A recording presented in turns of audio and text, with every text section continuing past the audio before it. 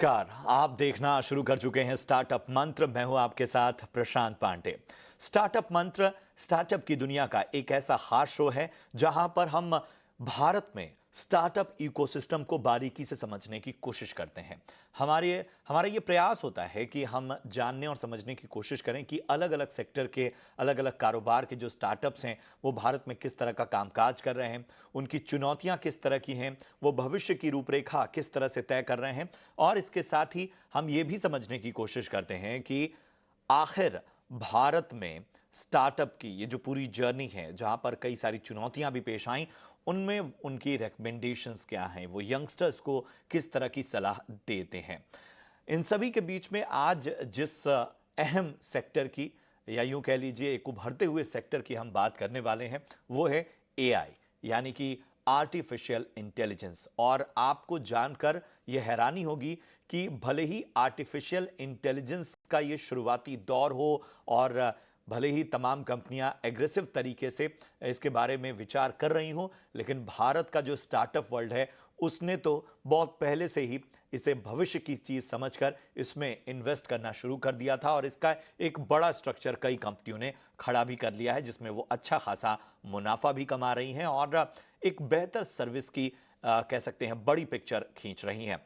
लेकिन मैं artificial intelligence के स्टार्टअप से इस रिश्ते को समझने की कोशिश करूं उसके पहले कुछ आंकड़े आपके सामने रखता हूं। और ये आंकड़े इसलिए जरूरी हैं क्योंकि भारत सरकार ने ये आंकड़े हाल ही में जारी किए हैं। इन आंकड़ों पर अगर हम गौर करें, इसकी मुख्य बातों को अगर हम देखें, तो सबसे अहम बात यह है कि भारत में हर 15 मिनट में एक नया स्टार्टअप तैयार हो रहा है, एक नया स्टार्टअप सामने आ रहा है। यही नहीं, अगर हम इसके और फाइंडिंग्स को देखें समझें तो ये बात सामने आ रही है कि लगभग 10 लाख नौकरियां इस सेक्टर ने अब तक दी हैं, जो अपने आप में एक कीर्तिमान है। यही नहीं, बात अगर हम महिलाओं की बढ़ती हुई भागीदारी की करें तो ये सेक्टर लगातार महिलाओं को भी इसमें प्रोत्साहन दे रहा है। और सबसे अच्छी बात जो इस पूरी रिसर्च की है कि 52% स्टार्टअप्स ऐसे हैं जो टीयर 2 और टीयर 3 सिटीज तक पहुंच चुके हैं, यहां पर कारोबार कर रहे हैं। और यही वजह है कि ये कॉस्ट इफेक्टिव है, मुनाफा भी कमा रहे हैं। तो ये मोटी मोटी बातें स्टार्टअप वर्ल्ड की। लेकिन चलिए अब हम चर्चा की शुरुआत करते हैं और अपने साथ आर्टिफिशियल इंटेलिजेंस के स्टार्टअप से जुड़े दो दिग्गजों को शामिल करते हैं। मैं सबसे पहले परिचय करा दूं। हमारे साथ आज चर्चा में शामिल हो रहे हैं गुरसिमरन कालरा, जो कि को फाउंडर और सीओओ हैं -0 से। और हमारे साथ हैं सौरभ भाई, फाउंडर और सीईओ टैगमिन लिमिटेड से। आप दोनों का बहुत बहुत स्वागत। और मैं बारी बारी से इस चर्चा को आगे बढ़ाऊंगा। सबसे पहले गुरसिमरन, मैं आपके पास आना चाहूंगा। हमें तो ये बताइए कि ये जो एआई की दुनिया है और स्टार्टअप वर्ल्ड, ये जो रिश्ता है, ये पूरा इकोसिस्टम है, ये किस तरह का है और किस तरह से काम कर रहा है। सीधा अगर मैं जानना चाहूं तो बताइए कि स्टार्टअप वर्ल्ड में एआई का जो दखल है उसका पूरा माहौल है कैसा? देखिए, इकोसिस्टम काफी नया है बट काफी जल्दी बड़ा हो रहा है। एआई इज मतलब अभी नया ट्रेंड पूरा एआई का ही अभी चल रहा है। नए नए स्टार्टअप्स आ रहे हैं, नया नया रिसर्च हो रहा है, नया नया एप्लीकेशंस पे काम हो रहा है। फ्रॉम लैंग्वेज मॉडल से लेके जो कि आपका जिसके थ्रू आप चैटबॉट्स बनाते हो उससे रिलेटेड आपकी प्रोडक्टिविटी में कैसे हेल्प होगा, और फाइनली जो कि बहुत ही एडवांस चीजें हैं जैसे हम कर रहे हैं कंप्यूटर विजन और ड्राइविंग रिलेटेड टास्क में कैसे एआई हेल्प होगा, उसमें काफी काम हो रहा है। तो अभी अभी बहुत ही रीसेंट इकोसिस्टम है, बहुत ही नया इकोसिस्टम है, बट काफी अच्छी तरह से ग्रो हो रहा है और बहुत ही फास्ट पेस पे ग्रो हो रहा है। बहुत खूब गुरसिमरन। और वाकई हमें बहुत ही ऑप्टिमिस्टिक होकर देखना होगा कि जिस तेज़ी से हम आगे बढ़ रहे हैं, इन सब के बीच में जिस तरह से सरकार का भी सहयोग मिल रहा है, आंकड़े जो मैंने बताए किस तरह से यो डेटा हमारी इस प्रोग्रेस को सपोर्ट कर रहा है, वो भी अपने आप में काबिल तारीफ है। चलिए मैं प्रैक्टिकल ग्राउंड पर आता हूँ। भारत में अगर हम स्टार्टअप को देखें तो स्थिति है कैसी? किस तरह की रफ्तार है, ग्रोथ के क्या मायने हैं और किस तरह से स्टार्टअप्स में पूरा जो इकोसिस्टम है वो धीरे धीरे बढ़ रहा है? देखो, स्टार्टअप की रफ्तार बहुत अच्छी तरह से चल रही है और स्टार्टअप का डायनामिक्स काफ़ी चेंज हो रहा है। जैसे आपने देखा होगा, स्टार्टिंग में हमारे स्टार्टअप्स आ रहे थे काफ़ी प्लेटफ़ॉर्म डिजिटल ओरिएंटेड, और बाद में फिर SaaS टूल्स पे काफ़ी स्टार्टअप्स आने लग गए। और अभी आप लेटेस्ट ट्रेंड चेक करोगे तो पिछले 2-3 साल से डीप टेक पे काफ़ी फ़ोकस जा रहा है। तो जैसे कि हमारा सेक्टर हो गया, जहाँ पे हम बहुत ही अ, काफ़ी आधुनिक साइंस टेक्नोलॉजी पे जहाँ पे हम काम कर रहे हैं। अ, बी स्पेस सेक्टर जैसा हो या ईवी काफ़ी टाइम पहले जो अभी बहुत ही मैच्योर हो चुका है, और इवन ड्रोन सेक्टर, मतलब ऐसे काफ़ी सेक्टर्स जो हैं जो कि बहुत ही डीप टेक्नोलॉजीज़ ओरिएंटेड है, जहाँ पे साइंस और इनोवेशन का काफ़ी रोल है, वो अभी बहुत इमर्ज कर रहे हैं। और हम भी इसी इसी एक सेक्टर में हैं। हम जब अपना ऑटोनोमस व्हीकल्स पे काम कर रहे हैं, तो वो भी एक काफ़ी डीप टेक ओरिएंटेड सेक्टर है, और इसी अभी डीप टेक का ही आगे अ, चलने वाला है। डीप टेक ही आगे एटलीस्ट 3 से 4 साल और 5 साल, यही हमारा अभी नया सेक्टर ट्रेंड आप देखने वाले हो। बिल्कुल सही कहा आपने। नए ज़माने के नए स्टार्टअप का ये दौर है और ज़ाहिर सी बात है टेक्नोलॉजी ड्रिवन स्टार्टअप्स जो हैं वो बहुत ही फोकस होकर काम कर रहे हैं और यही वजह है कि हम आज इस विषय पर चर्चा कर रहे हैं। चलिए अब सीधा आते हैं आपके कारोबार पे। तो ज़रा हमें बताइए कि ये जो पूरा कारोबार है ये किस तरह का है, इसकी शुरुआत कैसे हुई, क्या आइडिया था और फिलहाल आप किस तरह के फ्यूचर प्लान्स में आगे बढ़ रहे हैं? बिल्कुल। सो ये जर्नी हमने एक्चुअली मेरे मेरे को-फाउंडर का आइडिया था। सो मेरा को-फाउंडर काफ़ी टाइम से एआई पे रिसर्च कर रहा था। उसने एआई पे रिसर्च स्कूल से ही शुरू कर दिया था कि रिसर्च में आज के दिन में आर्टिफिशियल इंटेलिजेंस और ह्यूमन इंटेलिजेंस के बीच में गैप कैसे ब्रिज आउट कर सकते हैं। क्योंकि आप देखोगे आज के दिन में आर्टिफिशियल इंटेलिजेंस काफ़ी डेटा और कंप्यूट के ऊपर चलता है। जितना ज़्यादा डेटा देते हो, जितना ज़्यादा कंप्यूट देते हो, एआई मॉडल काफ़ी अच्छा काम करता है। बल्कि ह्यूमन की आप तरफ देखोगे, इंसानों की तरफ, आप उनका पूरा का पूरा जो इंटेलिजेंस है, वो काफ़ी डिफरेंट है। आप बिल्कुल कम डेटा और बिल्कुल कम कम इंटेलिजेंस पावर के साथ बहुत कुछ आप सीख सकते हो। तो उसके ऊपर वो काफ़ी रिसर्च कर रहा था। फिर कॉलेज के दौरान ही मैं और मेरा को-फाउंडर गगन, हम दोनों साथ ही में स्कूल में पढ़े हैं, और कॉलेज के दौरान ही उसने शुरू किया कि हम इसको अभी स्टार्टअप की तरह ले जाते हैं, रिसर्च काफ़ी अच्छा जा रहा है। और ये एक ऑटोनोमस व्हीकल जो प्रॉब्लम है, कि अपने तरह गाड़ी अपने आप कैसे चल सकती है, उसमें एआई का सबसे बड़ा रोल एआई का होने वाला है। तो जो रिसर्च कर रहे थे और वो प्रोडक्ट में काफ़ी काफ़ी मेल था। तो इसलिए हमने डिसाइड किया कि हम दोनों ये स्टार्ट करते हैं। मेरा बैकग्राउंड है, मैं एसआरसीसी से हूँ, मेरा को-फाउंडर थापर से था, तो उन दोनों ने काफ़ी रिसर्च के बाद हमने डिसाइड किया कि ये स्टार्ट करना चाहिए।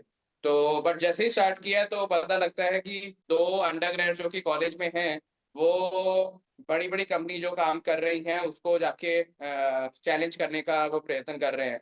तो इसको कोई भी मान नहीं सकता, कोई भी मान नहीं रहा था। तो इसलिए हमने डिसाइड किया कि हमें एक डेमो करना पड़ेगा, जिसके थ्रू हमें दिखाना पड़ेगा कि जो भी हम बात कर रहे हैं, हमारी टेक्नोलॉजी की बात कर रहे हैं, वो एक्चुअल में रियल लाइफ में चल सकती है।